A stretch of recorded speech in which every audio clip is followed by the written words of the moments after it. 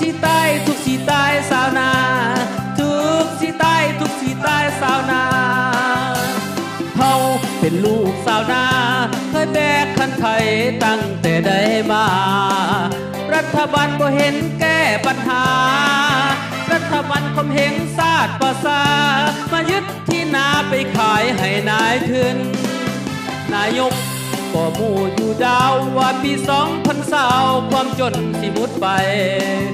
ทรัพย์ในดินก็ขุดขึ้นมาขายให้สัมปทานตั้ง90 ปีไปตัดไม้ไปขายวอดวายกันทั้งแผ่นดินทุกสิตายทุกสิตายสาวนาทุกสิตายทุกสิตายสาวนาเบิ่งเอาบ้านเมืองเฮาตอนนี้แผ่นดินหลายที่ก็ตกเป็นของจริงโอ้พี่น้องเอ้ยมาร่วมแห้งร่วมใจมาขับไล่จีนแดงพี่น้องเอ้ยเห็นแล้วปูดหายอีหลีตั้งหลาย10 ปีที่ประสารับกรรมลูกหลานลาวบ่มีเบี้ยเฮ็ดงานทำมันมอมเมาเยาวชนทั่วหน้ามีโรงงานเขาผลิตยาบ้าลูกหลานลาวบากหน้าไปขายแห้งที่เมืองไทยทุกสิตายทุกสิตายสาวนาทุกสิตายทุกสิตายสาวนา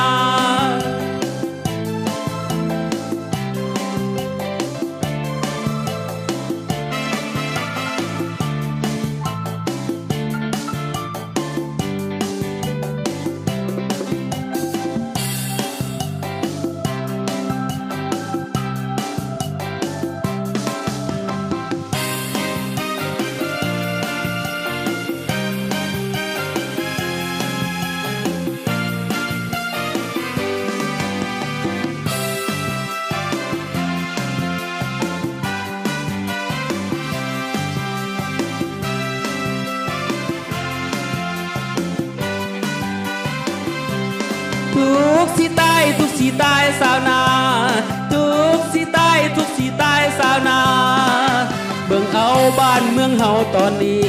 แผ่นดินหลายที่ก็ตกเป็นของจีน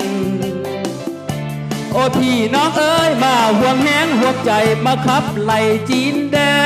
งพี่น้องเอ้ยเห็นแล้วมันโหดหายอีหลีตั้งหลาย10 ปีที่ประสารับกรรม